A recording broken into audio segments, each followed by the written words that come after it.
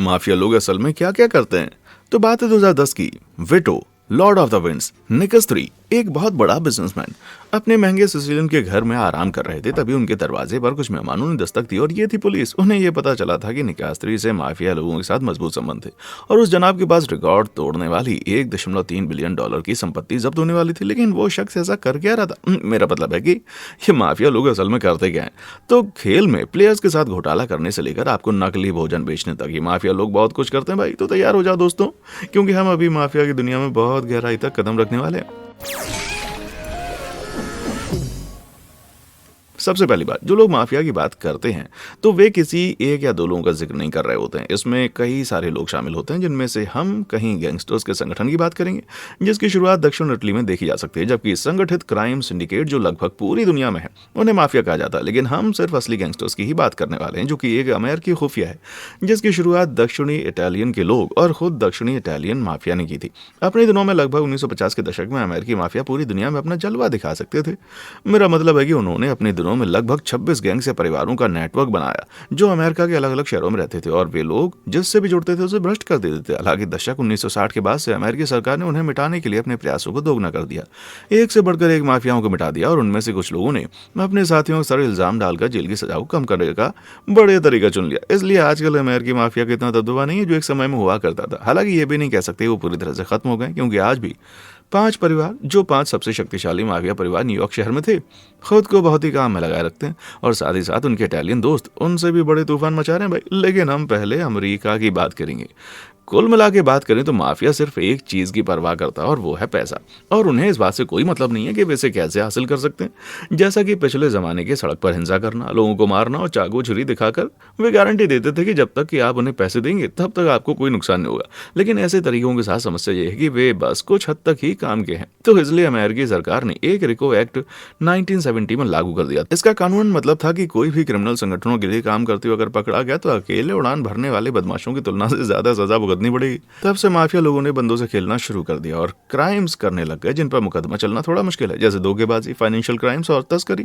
और ये धोखेबाजी की सौदेबाजी हर साल लगभग $160 बिलियन के करीब होती है भाई। मुझे लगता है कि उन्होंने काफी अलग और बढ़िया रणनीति अपनाई है। कहा जा रहा है कि माफिया के लिए फाइनेंशियल क्राइम्स कोई नई बात नहीं है, उन्हें बस समय के साथ अनुकूल होना पड़ा। जुए की बात करें तो लोगों ने इसकी शुरुआत कैसीनो में की, वो भी लगभग 1930 से पहले। मुझे तो लगता है कि लास वेगास सचमुच इसी पैसे पर बनाया गया था, लेकिन तब से मंजर बहुत ही हद तक बदल चुका है और ऑनलाइन जुआ खेलने की शुरुआत 1930 में होकर इसकी जिम्मेदारी बन गई।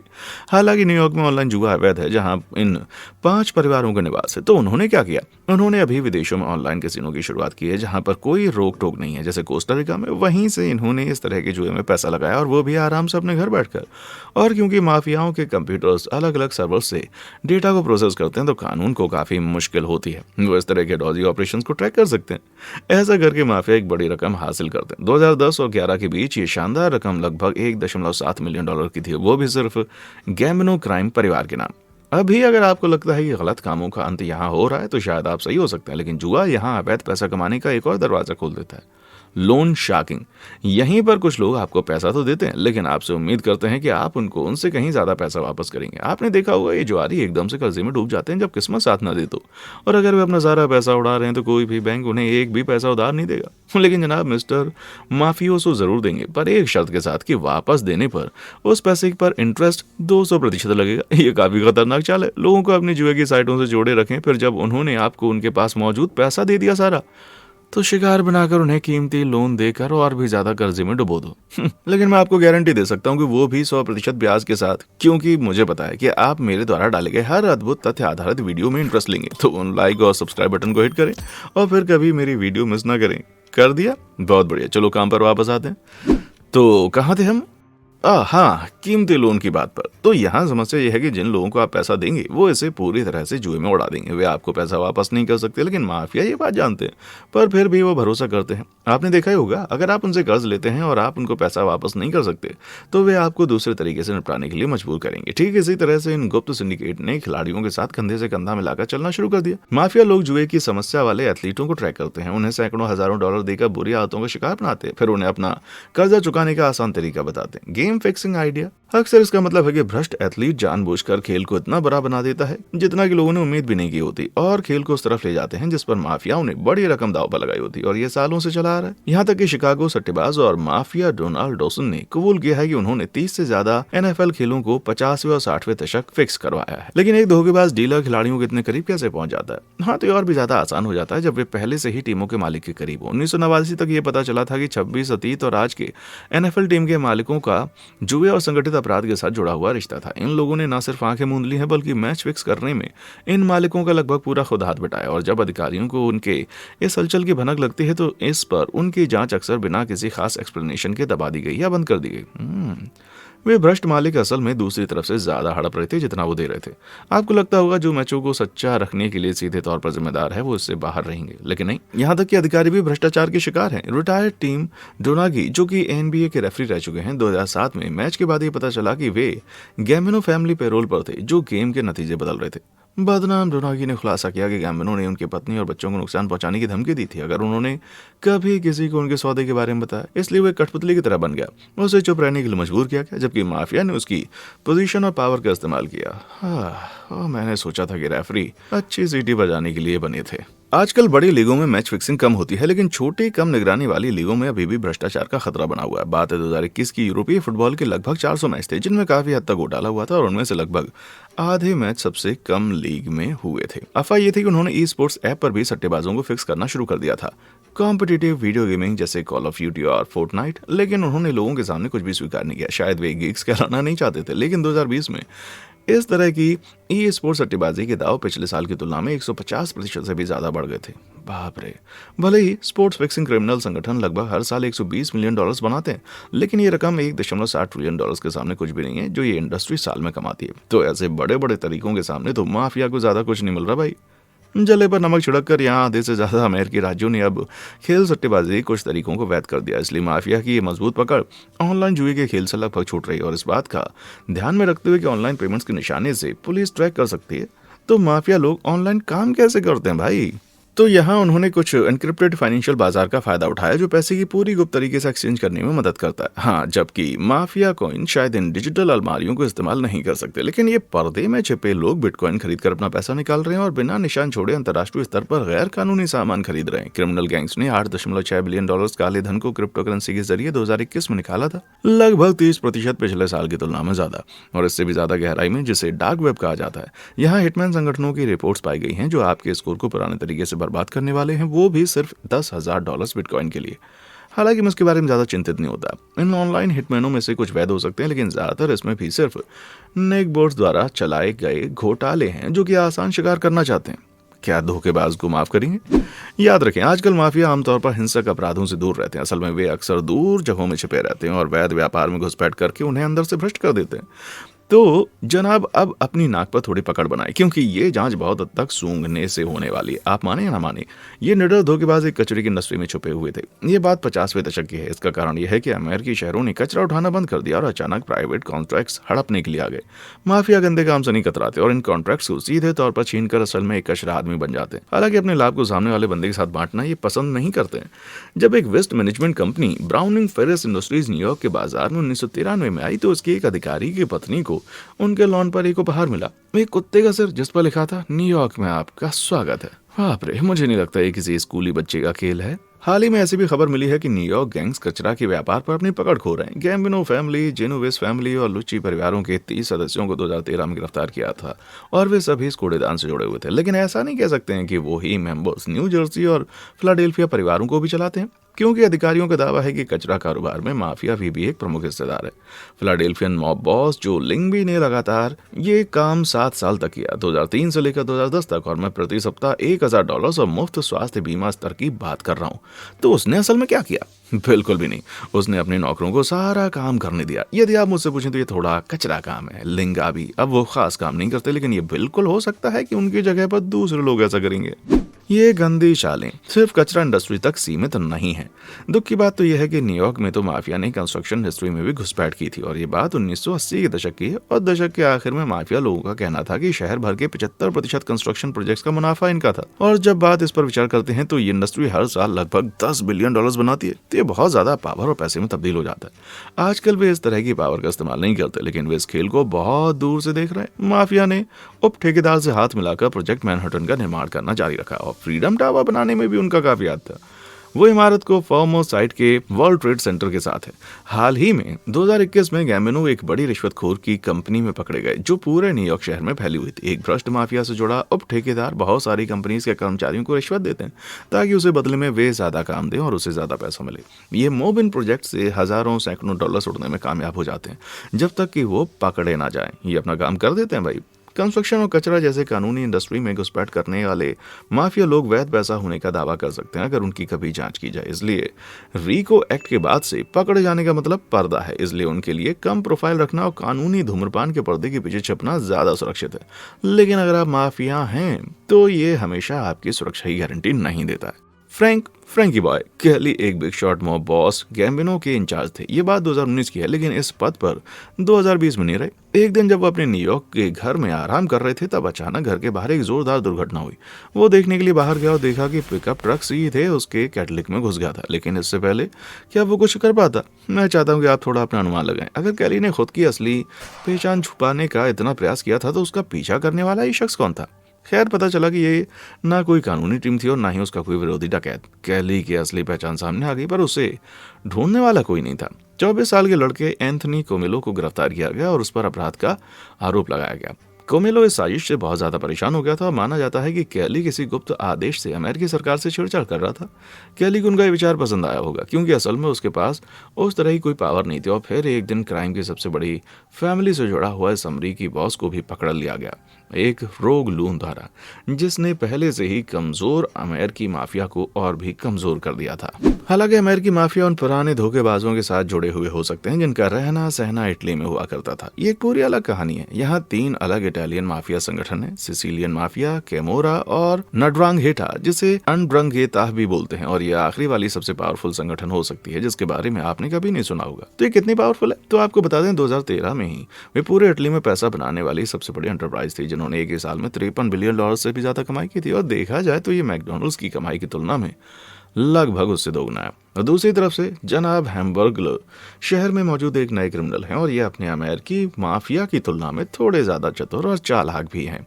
कोविड-19 महामारी के दौरान इटालियन व्यापार पर भारी असर पड़ा था और ये बहुत से लोग गुजारा करने के लिए कड़ी मेहनत कर रहे थे। तो जानते हो कि मदद के लिए आगे कौन आया? हैरानी की बात है, माफिया लोग। माफियोसो को दक्षिणी इटली में पेलेर्मो की गलियों में देखा गया, जहां वो लोगों को खाना और बहुत थोड़ा पैसा उधार के तौर पर देने लग गए थे जिन्हें जरूरत थी। क्या बात है! लेकिन नहीं, माफिया मुफ्त में कुछ नहीं करते।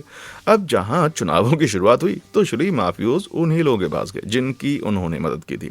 उसने अपने पसंदीदा उम्मीदवार को वोट देने की मांग की। अचानक वो उधार पैसा चुनाव के नतीजे पर बड़े बदलाव में बदल गया, और साथ ही साथ माफिया ने जो पैसा उन्हें बिजनेस के लिए दिया था वो धीरे धीरे उन लोगों के बिजनेस को अपने कब्जे में लेना शुरू कर देंगे, और इससे खुला पैसा लूटने के लिए वो इस्तेमाल करेंगे।